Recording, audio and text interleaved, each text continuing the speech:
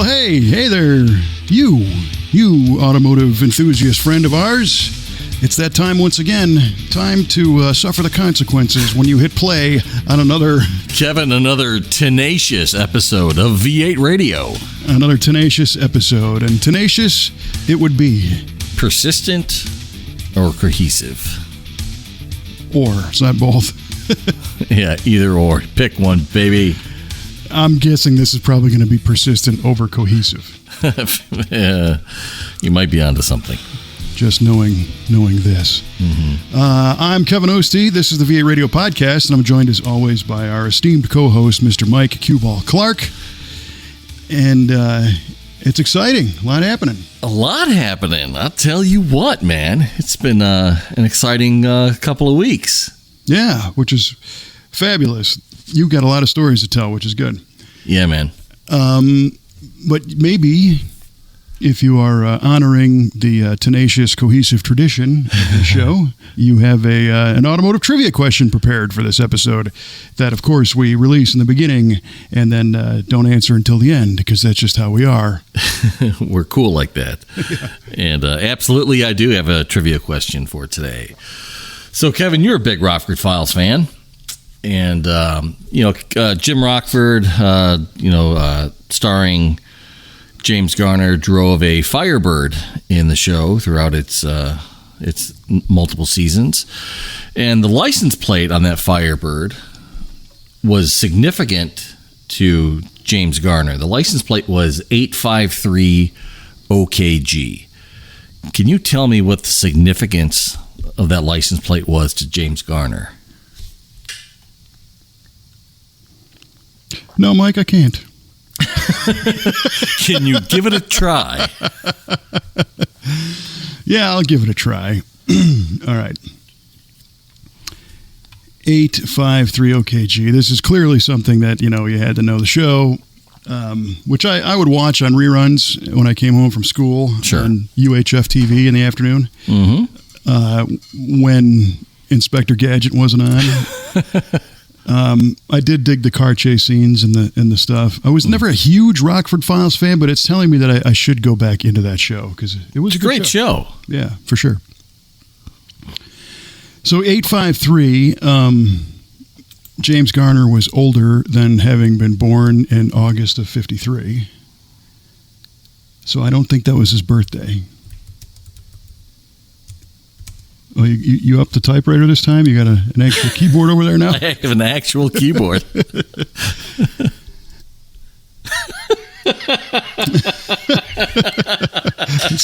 I'm impressed. And then the OKG part, I don't know, Oklahoma something. Okay, go. I don't know. All right. 853 OKG. So Rockford Files came out in what, 74? Yeah, something like that. 74. So Jim had been a race car driver for a long time and actually drove a 68 Oldsmobile in the Pan American Road Race, I believe that was, yeah. Cool looking car. I think that was a 350 car. Okay. I think that was originally an Olds 350 car, and the Olds 350 was, it was a hot thing back then. With just for 350 rocket motor, right? Well, yeah, but for durability, it was a W31, right? And I believe it had like a super high nickel block and a great bore-to-stroke ratio, and you couldn't really hurt the thing. So I'm just going to say that the 853 OKG had something to do with his racing environment, career, history. And I don't remember the number on the car that he raced. But that's what I'm going to say. Unless it's one of these damn things that it relates to something else in the show. Yeah. So it does, probably. and I just don't know the show that well. So 853 OKG. So OKG could also be 0 kilograms, but nobody cared about the metric system in this country at that point. So, I really don't know. I'm going to say it stands for the... I'm going to say it's German for bratwurst. German for bratwurst. All right. I'm going to say it's 853. I don't even know, man. It's it could be anything, dude. I just don't know. Okay. Final answer. I don't really have this is bothering me. I don't even really have a final answer. I can't really make sense of it because I just never paid that much attention. Gotcha. So to throw something against the wall, I'm going to close my eyes and point to something here in my garage, and whatever I land on is going to be my answer of what it is. Ready? Here Okay. It is a numeric representation of a dashboard-mounted plastic Jesus. Numeric representation of a dashboard-mounted Jesus. That's it. I pointed to my dashboard-mounted plastic Jesus when I pointed into my garage here, and that's what I got. All right. I like it. Best answer yet. Well, it's not quite a dash. No, not quite a dashboard answer. All right. Well, that was fun. I've got one that I think it's going to be a total gimme because I think I just talked about this with you the other day. So this could be either a trivia question or a test cue balls memory question. Either way, I'm probably a loser. That'd be a good quote to isolate right there. Yeah, right. Either way, I'm probably a loser. Okay. What vehicle is widely regarded as having the most chrome and stainless trim of any car built in America? The most chrome and stainless trim of any car in America.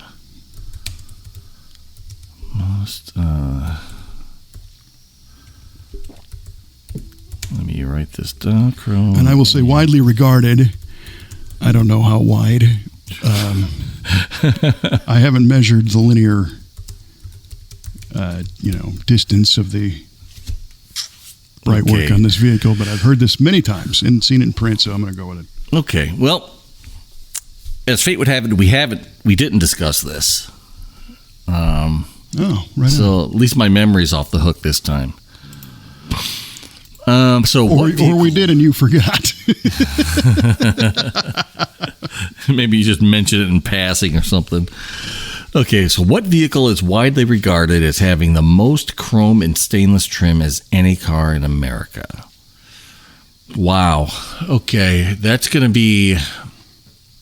Year, make, model. Oh, brother.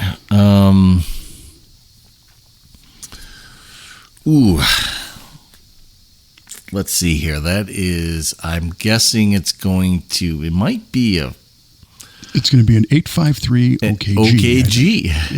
Yeah. It certainly isn't going to be a 77 Firebird, which is what Rockford drove in one of the seasons.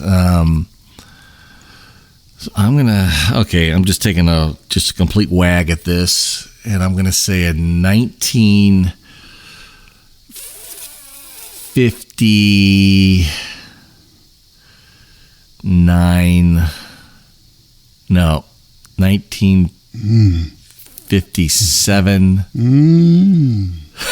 Ford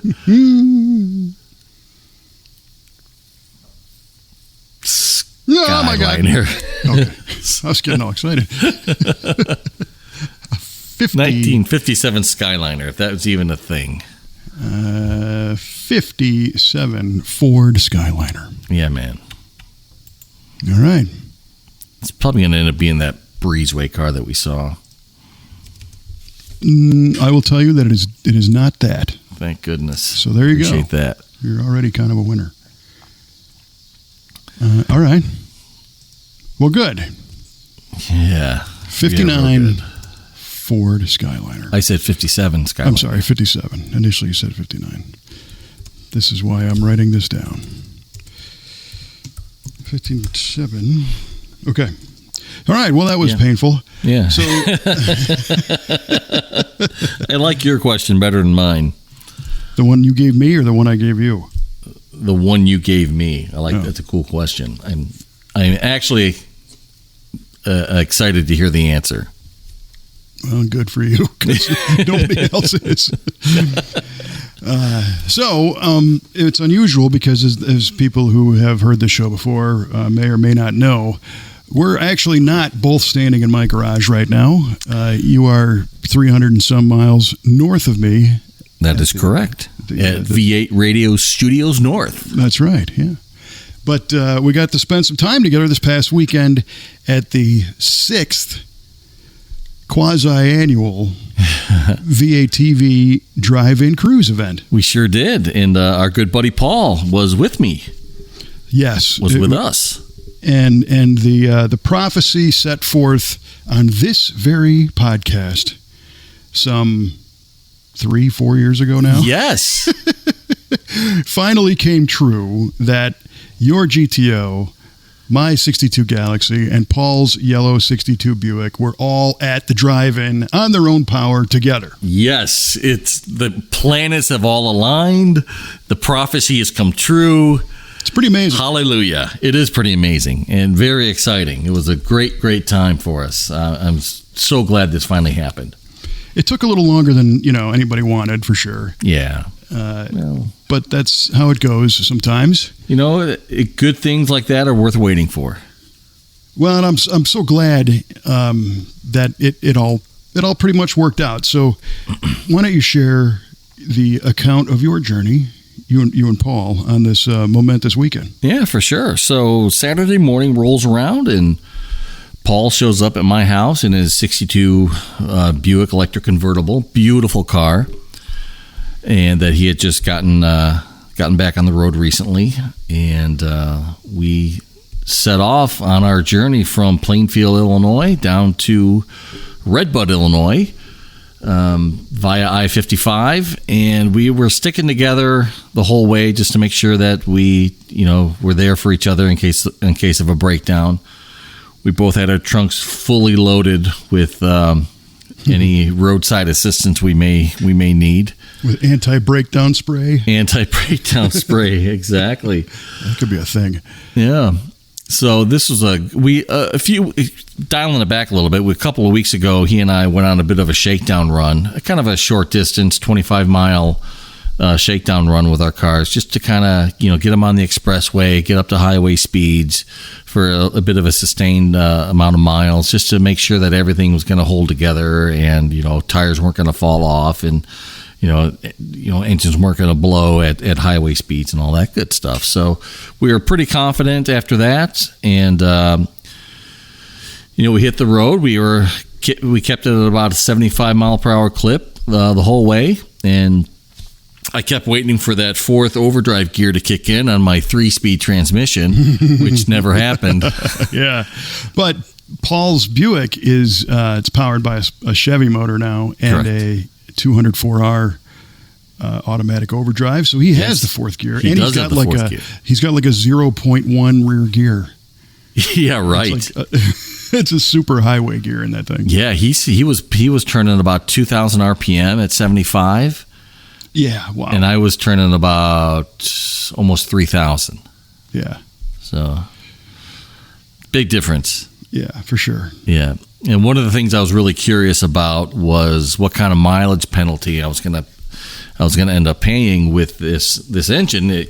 We built this engine. It has a larger stroke. It's a 61 cubic inches larger than before. It has a much hotter cam than it had before. And I was praying that my mileage, granted these cars aren't built to get good mileage, but you want to get some kind of economy out of them, and you want to know what to expect. So I was praying just for double digits in miles per gallon, and I was happy to be obliged with 14 miles per gallon average on the expressway. Which is, that's pretty damn good if you think about it. That's not bad, considering with the old 400, I was getting 15 miles per gallon on the expressway. Yeah. And if you think about this, friends, this is a 1967 Pontiac GTO, so it's 150% more aerodynamic going backwards than it is forwards. That's true. Right? It's a brick wall of stacked vertical headlights, and it's, kind of the tail end of the Pontiac wide track design philosophy, so it takes up the whole lane. Yeah. And you are running, like you said, a hotter cam, a more powerful engine. And what rear gears in that thing? I think it's a 293. I haven't had the rear end apart to count the actual teeth on the gears, on the pinion and the ring gear, but I think it's about a 293 gear. It's a 3,000 RPM at 75 rear gear. Correct. And no modern fuel economy innovations. No, at all. Fully analog, old school, new stuff, but old school. And to click off 14 miles per gallon is, I wouldn't have expected that. I tell you what, talking about the aerodynamic nature of that car, I think when I'm going 75 and I take my foot off the gas, I think it slows down quicker than it would if I floored it at 75 to get up to 80, 85. It's like a giant engine brake when you take your foot off the gas. Yeah, I mean, that's a real thing. Yeah. Especially, and of course our friend Paul could tell you the actuals on this, but wind resistance and aerodynamic drag go exponential as you go faster. Correct. Yes. So, that distance between 70 and 80, and when you hit get off the gas, it's going to hit hard. So absolutely, it's crazy. It's amazing how modern cars coast so well over these older cars, and the aero is a big part of that. Yeah, the aerodynamics, the rolling resistance of the tires, and just everything. So, how was the overall drive experience regarding steering, brakes, suspension, and all that jazz at that speed? Not bad. I got to tell you, it holds the road nicely. It drove nice, straight and true. Like I said, it just like we talked about earlier on another episode. I got a new set of tires, got the alignment done. It has a good suspension in it. It drove pretty nice. It's noisy. A ton of wind noise going through that car. But that's to be expected in something old like that. Even I could replace all the window seals, and I would probably still hear quite a bit more road noise than you would in a modern car. Well, again, that's a function of the aerodynamics of the car too. Right? Yeah, that's true. It's a good point. Everything's sticking out in the wind. Yep, pretty much. So that's killer. So you cruised along. Now, did you have anything crazy, any issues coming down at all, or just no annoyances? No, nothing. Noises? Well, later on, I had a bit of a noise. Later on, though. Yeah, it became much more evident, I think, after we got down there than I really paid attention to it on the expressway. So what I was experiencing. Well, let's tune in for the noise in a little bit. Okay, fair enough. The noise has a little bit of a story. So, and Paul reported that he got 16 and change. He did get 16. Yes, overdrive for the win. Heck yeah. In a a much huger car than mine. His car is bigger than yours. Yeah. I do honestly think it is more aerodynamic than yours. You think so? I think so. And the reason why is much like my 62 Ford, it still has the end of the wraparound windshield era. Oh, that's true. It does have that wraparound windshield. So it kind of takes out the points on the A-pillars. Yeah, it's a good point. And then his is a convertible, and I think he had the top up. Correct, he did. Yeah, what's wrong with him? I don't know, man. Anyway, the top up on a convertible is more aerodynamic than most hardtops, most rigid top car. Yeah, it is. In fact, so much so that NASCAR had a convertible class back in the day. And they would run with the tops up, and then they realized that didn't work so well. So then you saw a bunch of convertibles with roll bars and no tops on them. Nice. Still trying to capitalize on some aero.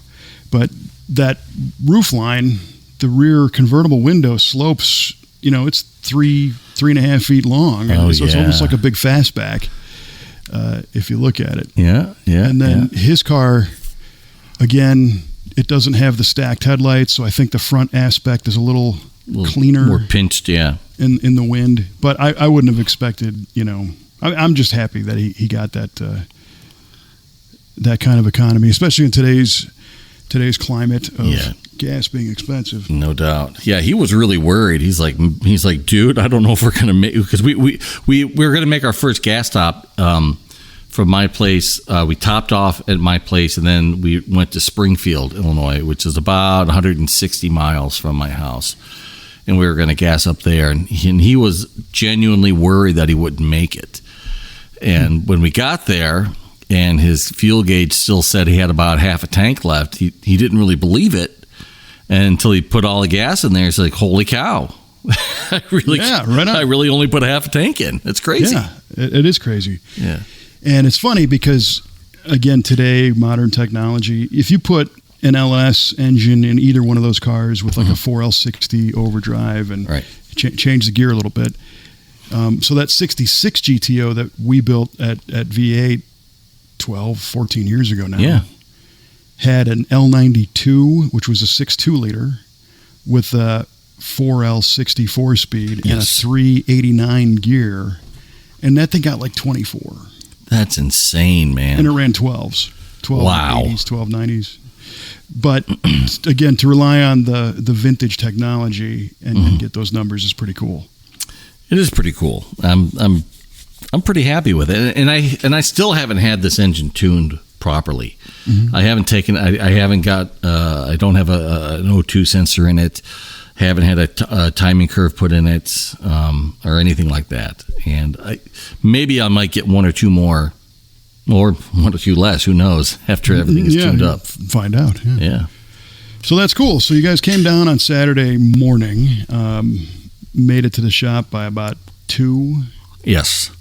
Or so, and then it was from there basically straight to the drive-in, and you met up at our shop at V8 Speed and Resto with Trevor and Brian Wibbenmeyer, who were both bringing out a couple of almost finished customer cars to have on display, if you will, at the drive-in.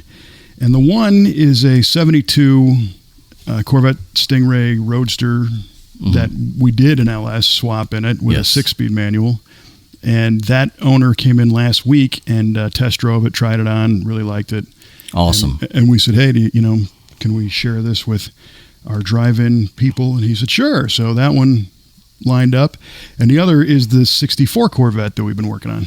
Boy, that is a beautiful car in pictures, but in person, holy cats. Wow, you can really see what a professional Jeff Whitlick is with the paint with a spray gun. Holy cats, that thing is beautiful.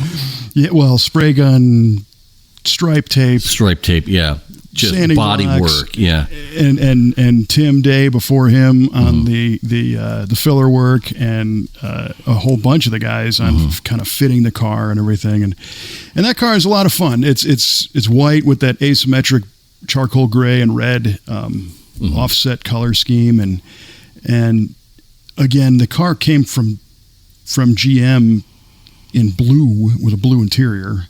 And a 327, and it was long gone when our customer bought the car. The original engine was gone, and the car was eggshell white. So our customer's like, let's just have some fun with this thing and do whatever we want. So that's kind of what he wanted, and our team made it happen. And kind of the backstory on that car is it was kind of built in reverse in many ways. Right. Because it came to us for brakes and suspension, and then as it was here, it got one of the bigger cases of might as well syndrome along the way. Nice. So while you're in there, you might as well do this, and then pretty soon it was let's paint the car and a bunch of stuff, and generally that's fine. In this case, it added time to this project because as you peel away the layers, like anything, a Corvette outside of the chassis, it's not going to be rusty, but this one had kind of a checkered past, and it was hit, bumped, whatever, and whoever did some of the fiberglass repair at whatever body shop in whatever decade didn't spend a whole lot of time getting things to fit and line back up. So it was a challenge to make it, look nice and fit as nice as it does. And then the driveline had little weirdness and things, but today it's pretty much all sorted out. And it's fun to drive, and it looks cool, and that's what it's all about. Yeah, man. I know Brian was excited / nervous to drive that to the drive-in. Because he's like, man, so. I don't want anything to happen to this car. Well, and that's an important point, because our team and our shop is insured to do this stuff, and that was done with permission of the owner as well. Sure. So it's not like, we're out hot rodding customers' cars around. Right. But I think when Brian got out of the car, you guys basically had to ring him out. Yeah, pretty much. And we didn't do him any favors before he left either. I'm like, don't mess it up, Brian. Don't wreck, buddy. He's like, ah! And Brian is like the antithesis of a Corvette guy. Correct. He's got a Monte Carlo SS, and him and his brother and his dad are real big into G-bodies and more traditional, big block. Right. Hot rods and muscle cars, and to put him behind the wheel of a fancy Corvette was an experience. So. Oh yeah, he was coming unglued a little bit. I loved it. Yeah, well, it's okay. At one point, that Corvette came unglued, and we fixed that too. Good point.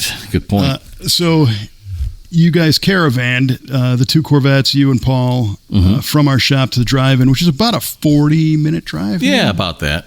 Yeah. And that was pretty cool. And at that point, I was still at the shop editing the pre-show video that we show every year before we show the movies at the drive-in. And the downside to that was I didn't get a chance to drive along in that caravan. I really wanted to, but that's okay. It all worked out. Yeah. Well, you got to drive in the caravan on the way back, and boy, was that a drive. Yeah, so that was a thing too.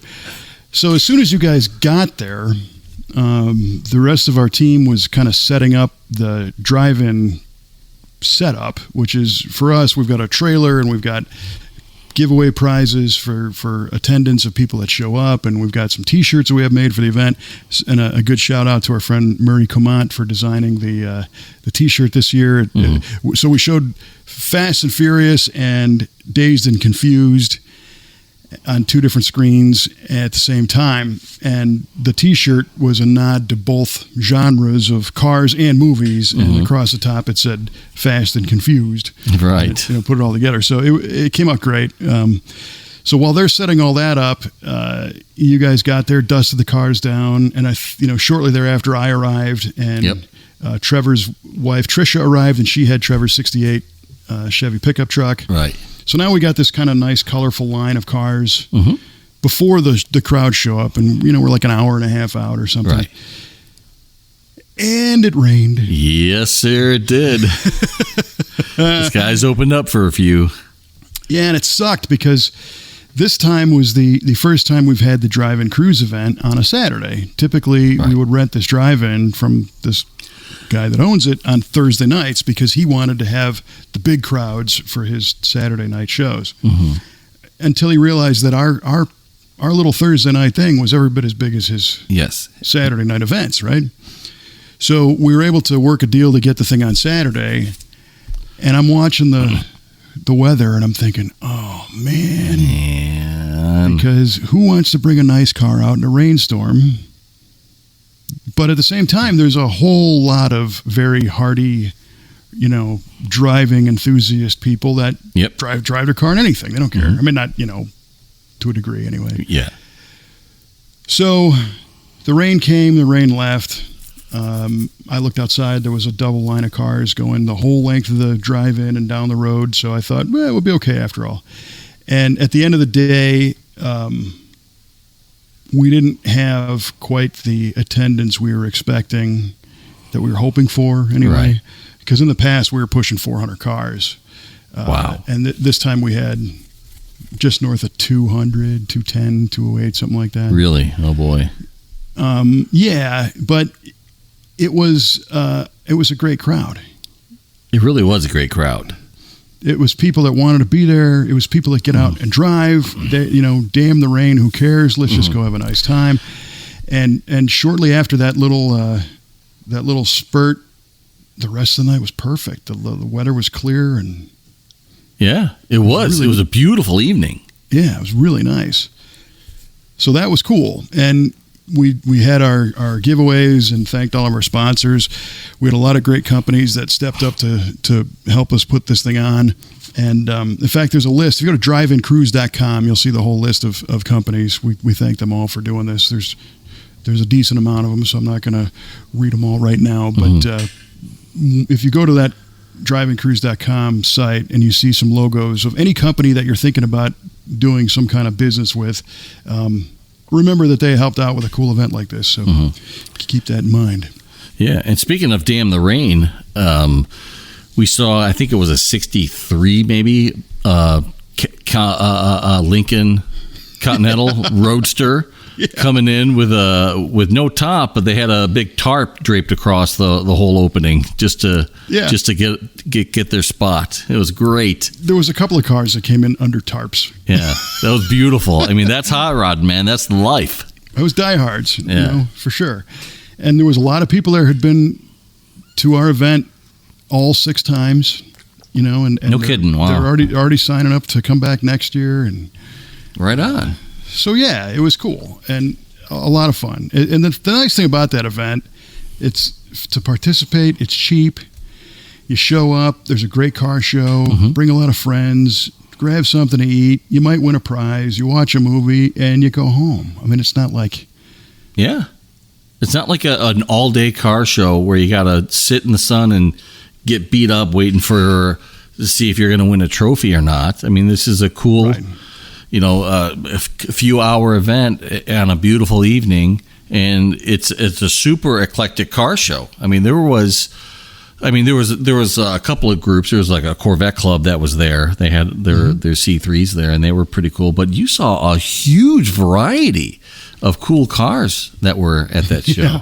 There's a Porsche GT3 there. Right, exactly. All the way, to the other side, a very well patinaed 71 Cuda. And then trucks, the nice family from Red Bud, Illinois, who brings out their 4-wheel drive Ford window van. Right on. and hot rods and muscle cars and everything in between. So as per tradition, I did a live stream video from the event, which will be linked on our V8 Radio Facebook page and at the driveincruise.com page. And you can go along for the ride and see a good amount of the cars. It's like, I don't know, almost an hour long. Oh, right on. Yeah, I kind of walked through and killer. Just talked out of my ass, basically, and looked at cars. And that's what you do, right? And you do it well, my friend. Yeah, thank you. Rectally speaking, you do it well. Oh, man. I'll tell you what, I think the last time you had that event, I think Paul and I were able to come down for that. So, I mean, you had to skip it for a couple of years, right? 2019 was the last one. Yeah, that was the Blues Brothers that you showed. Yes, and your car and Paul's car, neither one of them ran back then. No, they did not. So it was cool that they got finished off and were able to make the trip down. So the movie goes on. Everybody has a great time. It's time to go. So at the end of the show, we pack everything up. We load our truck and trailer with stuff, and we elected to caravan the cars back to the shop. So it was Trevor and Toby Cochran, who is one of our detail guys and works in the body shop. He was responsible for cleaning those cars before the event. Oh, boy. And he's like, hey, how many cars fit in your trailer? And I said, well, with all the stuff we got to bring to the drive-in, none. And he's like, well, I mean, I just spent all this time cleaning these cars. And I totally get that. And I didn't want to diminish that. But I said, it's a driving event, and these cars are going to be driven. So don't worry about it. If they get dusty, it'll be okay. And he's like, well, you got to treat them careful. I said, I understand that too. I said, so I tried to extract what his fear was. And I said, don't worry, our team is not going to take a dry towel and rub it across a dusty car and swirl it up. We know better. And he's like, "Oh, great! That's what I wanted to hear." Nice. So he wasn't really worried so much about the elements as somebody damaging the car, that just didn't know any better.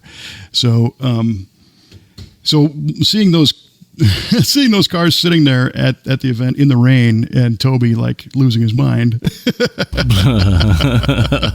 it was actually kind of funny, but he was okay with it. So time to go. Toby and Trevor in the lead Corvette, top down. Again, beautiful, beautiful night. And then Brian in the 65 or 64, and then I was following Brian in my Galaxy with the top down, and you were behind Paul was behind me. Paul was behind you, and I was in the far back. Well, and then Tricia in the truck. Oh, and Tricia in the truck, exactly. Yes, so yes. We had a bigger Caravan on the way home.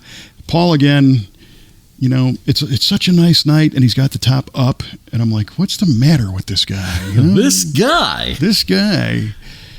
Well, it turns out this guy knew what he was doing. Paul's always been a little bit smarter than me, a lot.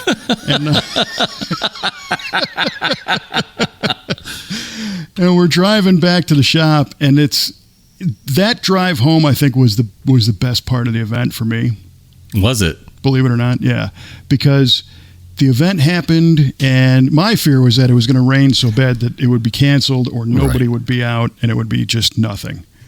And it wasn't. And people had fun, and it was nice. And it wasn't raining at the time, and it was like, I don't know, 75 degrees outside. What was really cool was in the distance, you could see all the lightning dancing in the clouds around the horizon. That was really cool looking. It was awesome looking. And it's this big light show, beautiful weather, top down, a whole row of killer cars. I got the tunes cranked.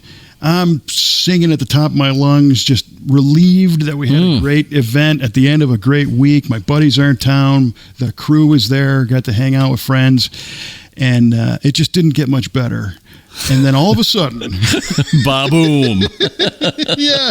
So the first indicator was a couple of spritz of mist on the windshield. And Kelly and I found out that in our Galaxy, above about 65 miles an hour, you can drive in a downpour and you won't get wet. Nice. You just got to go a little faster. Sure. Which is counterintuitive. Well, you got to let the slipstream work for you. That's right. Speaking of aerodynamics. Yeah. So I start to lean into this thing a little bit, and I remember Trevor and Brian having like a 55 mile an hour edict that they didn't want to. Oh, they didn't want to go faster. Respect the vehicles. The 64 Corvette is a 4-speed with like a 350 some gear, and it's tacking a little bit already. Yeah. So that's okay though, a little mist. Well, all of a sudden, like the car shifts left to right, up and down, left to right, and then a deluge happens. Yeah, it's like someone poured a bucket of water all over us. Yeah, exactly. And it was so crazy because that little wind dance that pushed us all around, I was like, oh boy, and then boom. And so it's pouring out. But again, I lean into the throttle a little bit. I'm like, okay, come on, Trevor, pick it up. Let's get through this. And I'm planning in my mind of how I'm going to be able to stop and put the top up somewhere and not get completely soaked. So the strategy I devised was that I was going to make my way into our little town of Redbud and zing right into the drive-through bank. Okay. And go under the overpass. Right. Put the top up. Great plan. I thought it was. Yeah. Nobody else knew that plan. Trevor and Toby are getting just soaked. So they start slowing down. So now we're going 45. Now we're going like 38. And now the rain's coming sideways. It's coming from everywhere. I'm getting water on the inside of my windshield. Oh, brother. The back seat's floating. And I realized then I don't even have wiper arms on this car. No, man. There's no windshield wiper, nothing. Yikes. It's got some Rain-X on it that I put on a couple years ago, so that was marginal. And it's dark, and I'm like, well, this is getting kind of spooky. So I pulled over the first spot I could, which is this little clearing parking lot kind of thing. And I hit the top button, and the top is, and it's it's against the wind, trying to go up. And I can hear you and Paul laughing in your cars behind me, 25, 30 feet away. Under our tops. Yeah, nice and dry. Yeah. Oh, yeah, it's great. And then I got to lean over and crank up all 4 windows, because there's no power in this car.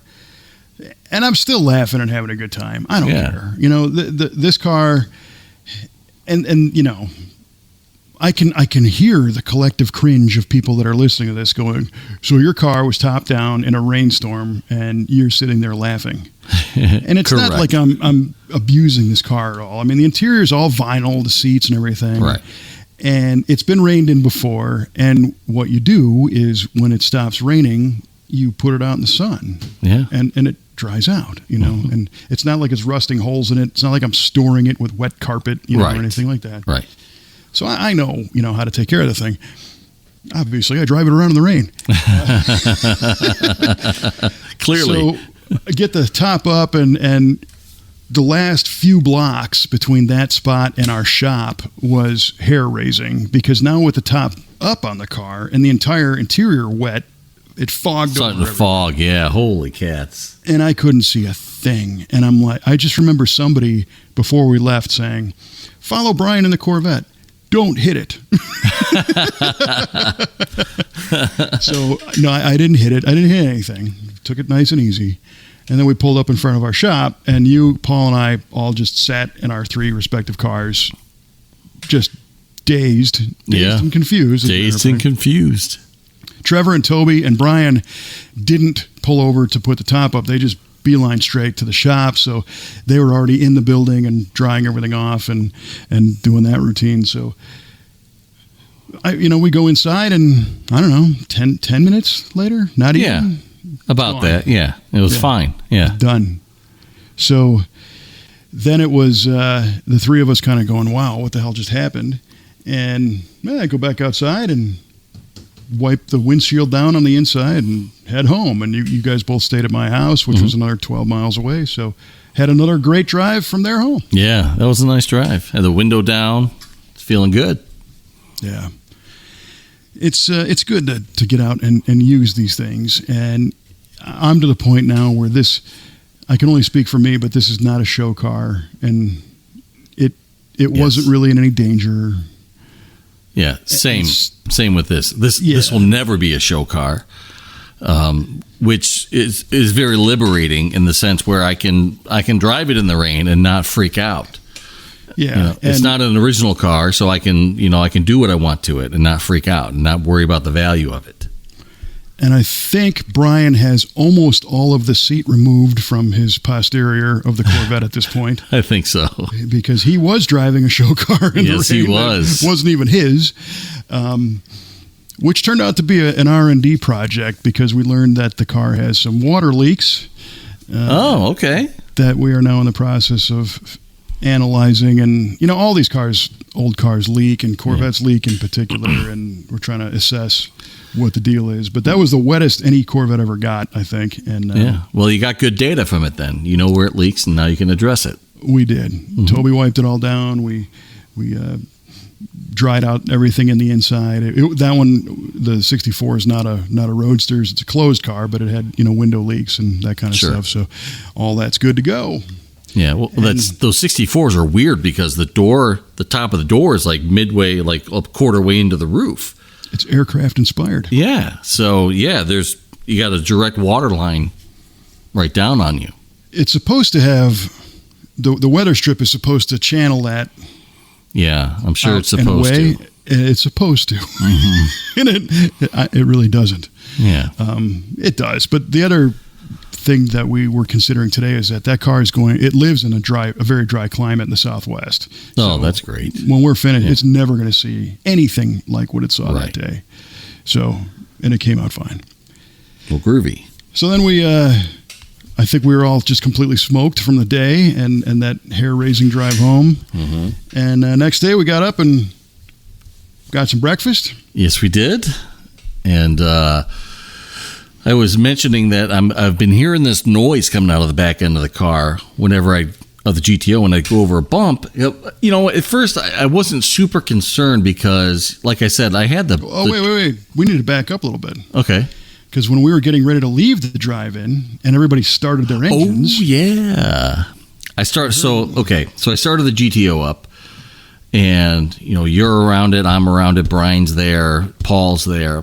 And we hear a little bit of a weird kind of a squeak or some kind of metallic-y noise coming out of the engine. And you asked me, what's that noise? And I said, yeah, I don't know. I haven't heard that before. So I walk over to the car, open the hood, and you can plainly hear it. And somebody who will remain nameless asked me if it was my balancer, which it was not. Yes, your Right Stuff Yes. certified repair. Exactly. It's still holding strong after over almost 700 miles. That's outstanding. Yeah. So we're shining our iPhone lights in the engine bay trying to figure this out. And Brian Wibbenmeyer is there. He says, no, it's coming from the driver's side. And he says, it's coming from right there. And he points right to the power steering pulley. And sure enough, the nut holding that power steering pulley is on its last thread off the shaft before it starts flying off. And the noise we heard was the washer tinking around the shaft. I said, holy cow. We shut the car off. Paul came to the rescue with a 7/8 socket and a socket wrench, and we were able to get it tightened back up, narrowly averting disaster. Yeah, that was a close one. That was a close one. I mean, that pulley would have just gotten so chewed up had I not. Yeah, it would have been ridiculous. I mean, the belt was holding it on, but it was wobbling, and it would have hogged itself out and ruined it in no time, and had we not addressed it then. And the belt would have departed the vehicle. Yeah. And in that case, it probably would have wrapped around the fan and caused a big mess. Yeah. So that was good. Nice little that was crisis great. there. So kudos to Brian for finding that for me. Yep. Yeah, he's sharp. So then, back to the next day, and you got a little. So I mentioned that there was a noise whenever I go over a bump. It's just made a heck of a racket in the rear end. I'm like, what is going on here? And like I said, I had my floor jack in the trunk. I had my jack stands. I had tools. I had all kinds of stuff in there. And I thought for a minute maybe it was just bouncing up and down. But then I thought that can't be it, because it would make a different sound, because there's a carpet remnant in the trunk, and it would sound more like a thud if things were messing around in there. And then I thought maybe the rear control arms in holding the rear end of the frame, maybe the bushings were just shot and it was rattling around. But the car wasn't really going left to right at all. And then I thought maybe it's the exhaust. I'm like, it's possible it could be the exhaust, hitting something when the car is compressing, even though it hadn't done it before. But things happen, and so I had you drive it, and you went over a bump, and it made the sound, and you said, could be an exhaust. I don't know. So, we got done with breakfast. We came back to the shop. Well, I pushed on it laterally. Oh, yeah. To see if it was that control arm. And I think coincidentally, the driver's side rear trim ring was wobbling and making noise. Pucker's sound, yeah. So, but it really wasn't the same one, but it was a noise that you might Correct. But then we did compress the car up and down, and we heard the noise again. Yeah.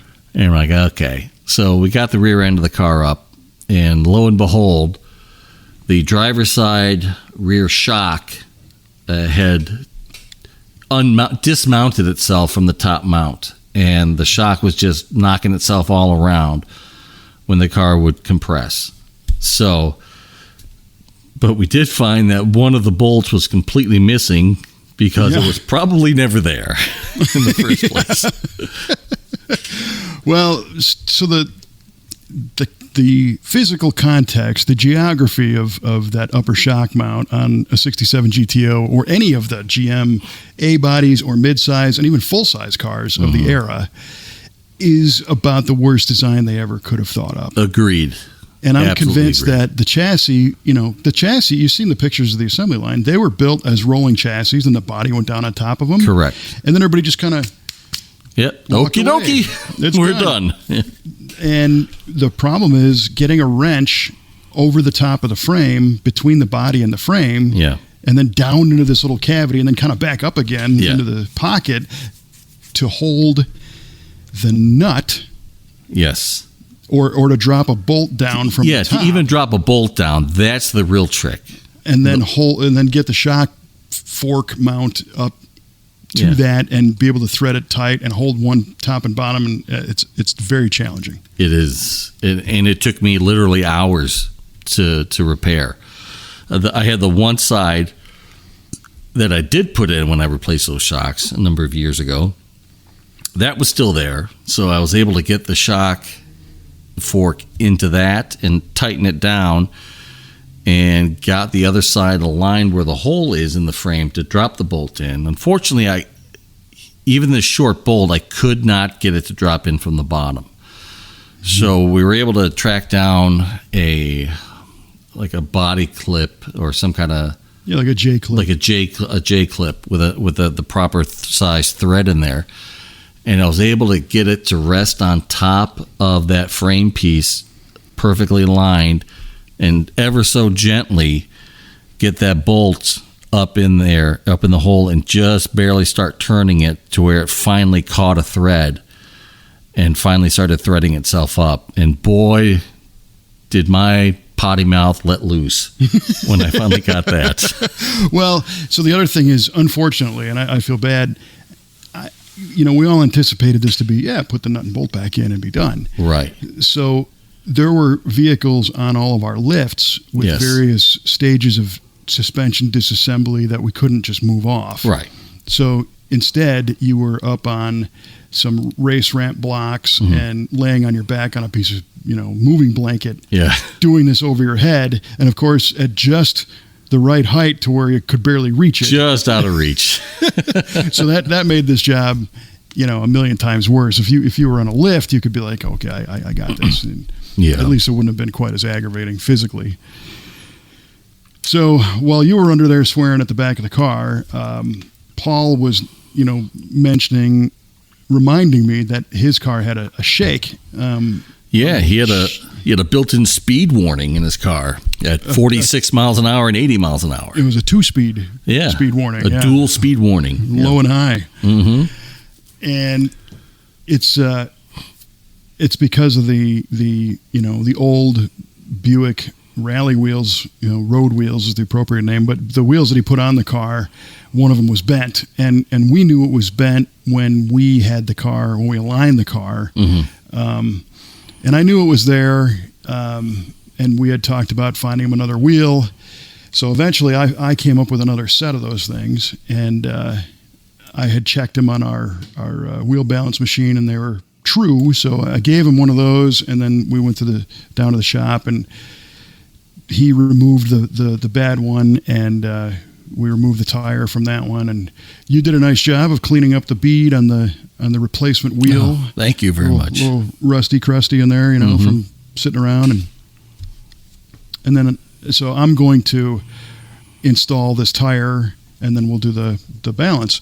Well, the problem is I don't use our tire mounting machine very often. It's just not what I do in the shop. Right. Trevor used to run a tire shop. Oh, So brilliant. Oh, yeah. So there's really no need for me to get anywhere near that machine because Trevor looks at it and the tires mount themselves. And in fact, he had demonstrated about a half an hour video of how to use this machine. Thank God. Right on. So I was watching that video that I shot of him doing this, and just going, okay, well, now you pull this lever and do that. And the machine's really cool because it actually picks the tire up off the ground for you, and it sets it on the That is pretty neat. spindle, and then it's designed to not harm fancy wheels, and it's a no-touch thing, and blah blah blah.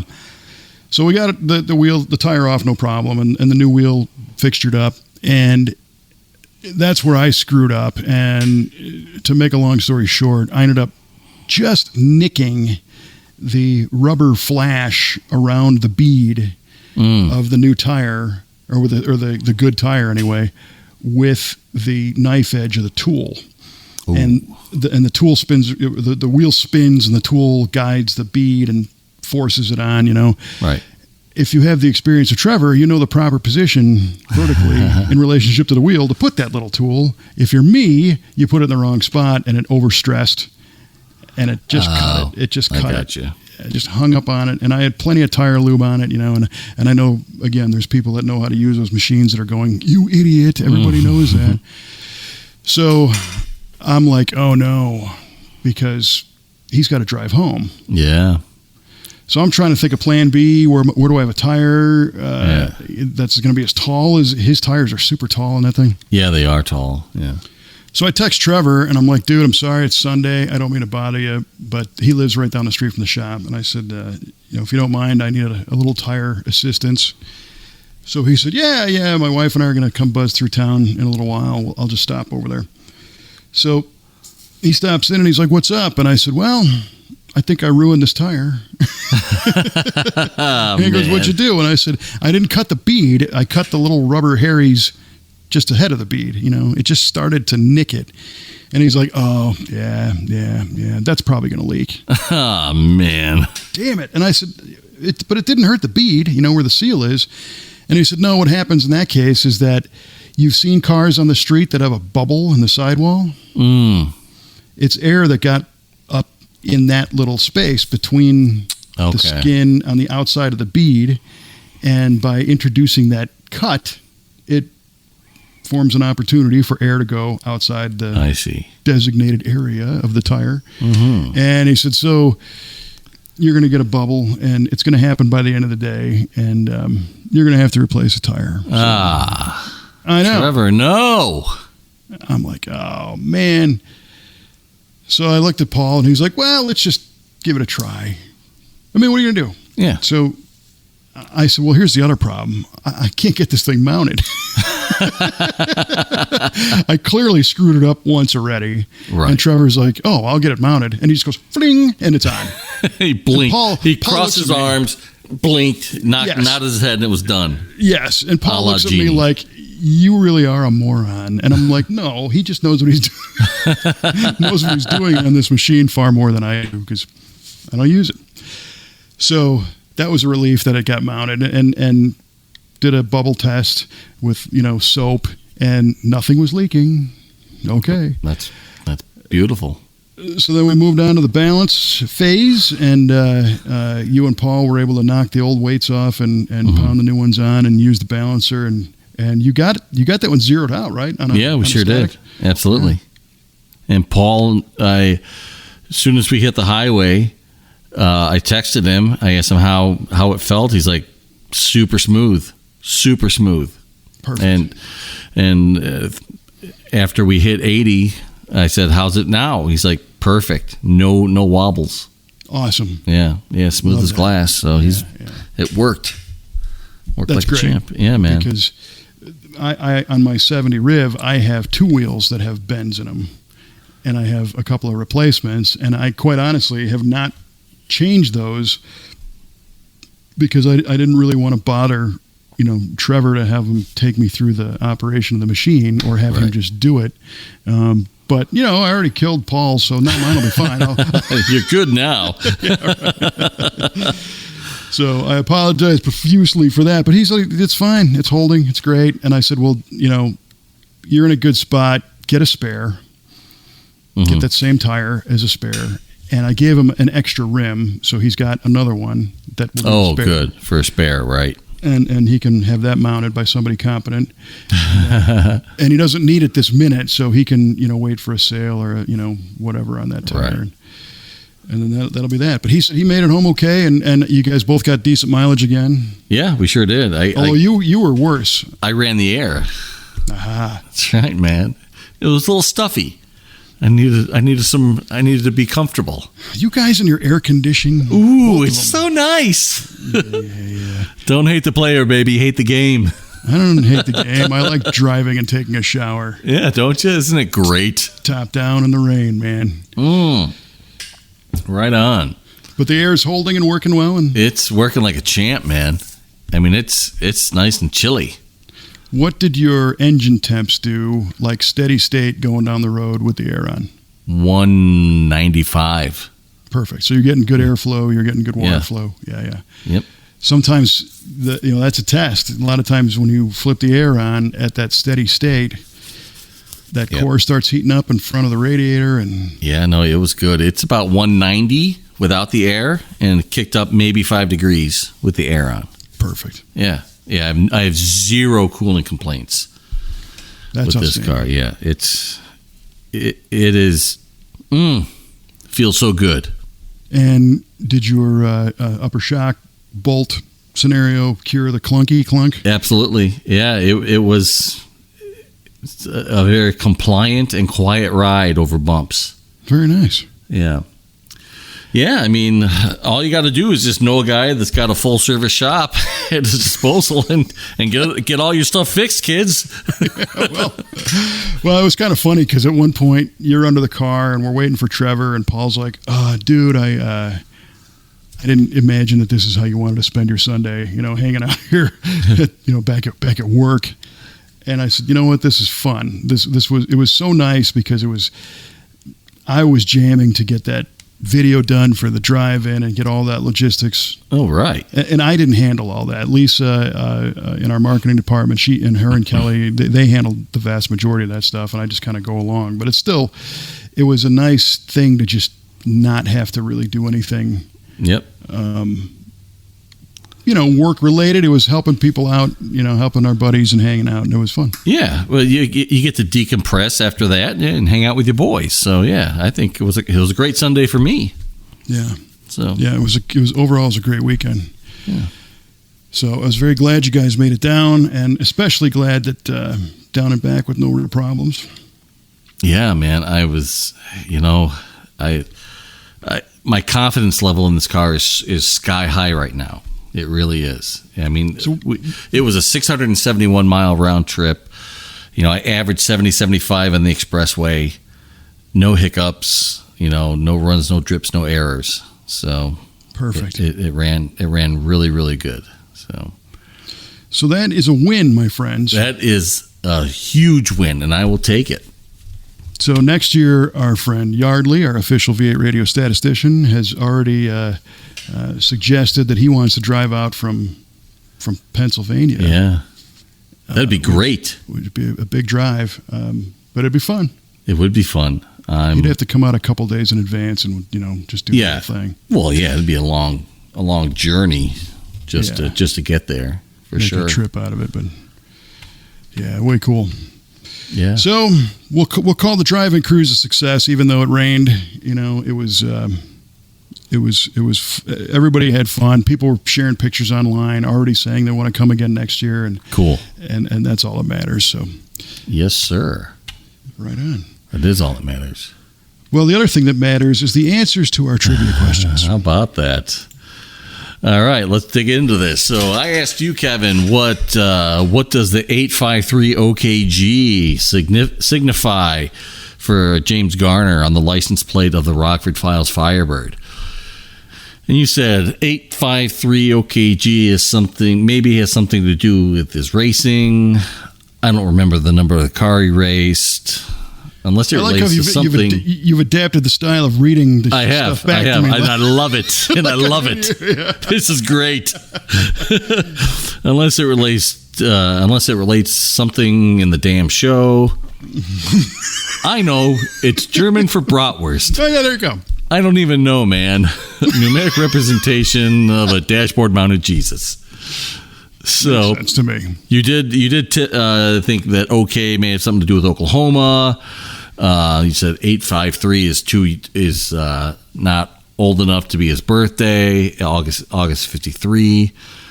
So I mean, you tap danced all around it because 853 is August of 53. And that was I win. That was the date of his first acting gig. And the OK is his home state of Oklahoma. See? And the G is for Garner.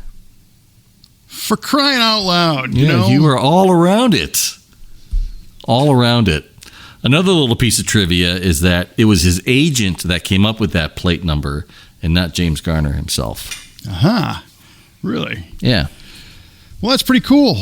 I'm surprised I got even that close. Yeah, I mean, you were getting there. I'm like, if this filthy animal guesses it out of thin air like that, I'm quitting this damn show. That's it. Yeah. Well, I didn't want you to quit, so it got torpedoed. I appreciate that.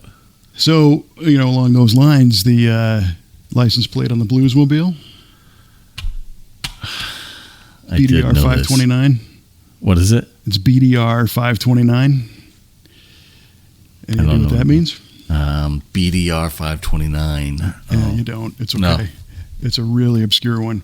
It's actually the address of a punk rock bar that Dan Aykroyd used to go to. Really? Toronto. Yeah.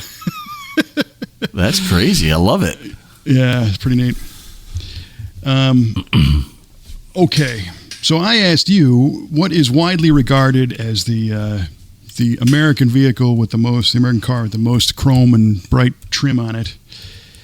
And you said a 1957 Ford Skyliner, if there is such a thing. Yeah, man. Nice. We wouldn't even go there. But I will tell you, you first said 1959, and then you said, no, 57. You danced all around it. Did I? The correct answer is a 1958 Buick Roadmaster Limited. Buick Roadmaster. Which our friend Adam Martin brought out to the drive-in cruise. Really? Just the other day. Yeah, you saw it. It was pink, salmon-colored, yes, or white top. Yes, that's the car. Well, and I'll if be darned. You go back through the live stream video that I did, I talk about that. So I didn't know if you had heard that. No, I didn't watch that live stream yet. I saw a couple of minutes of it, but I didn't watch the whole thing. I don't remember if we even, because I think I talked with Paul about that, about these giant Buicks that we had there, which was really cool. And that Roadmaster's killer. I mean, it's a beautiful car. Yeah, right on. To restore one is like a big job with all that chrome and stainless and trim to polish up. And yeah. So that was a neat car. So, yeah, I missed it by that much. Yeah, it was close. We were both close. Yes, sir. Well, that's better than not. That's true. True. Better than being 100 miles away. For sure. All right, well, this is fun. Yeah, man. It was good catching up on the drive-in and our exploits. Just so happy that we finally made it come true to put all the storied V8 radio cars together in their rightful place at the drive-in theater. That's right. It's where they belong. The lead image from this episode is the 3 cars sitting there. Oh, cool. Right on. Yeah, heck yeah. Some of the other pictures we got that day were the double rainbow over the cars. Oh, yeah. That was neat. After the big rain shower, which kind of is what it was. Mm-hmm. All right, man. Well, all right. That'll do me until next time. We're going to have a lot more stories because this summer is not slowing down. So no, that's a good thing. You have plenty more to do. For sure. You do too. Yes, I do. So if you want to hear what plenty more to do sounds like, hit the subscribe button. And we will gladly put you to sleep again next time. We'll happily oblige you. Yeah. I don't know if you should listen to this while driving. Right on. It is a sedative. I think Spotify has a snooze function. You could hit play on this and like set the hour and then just drift off to sleep. Wow, right on.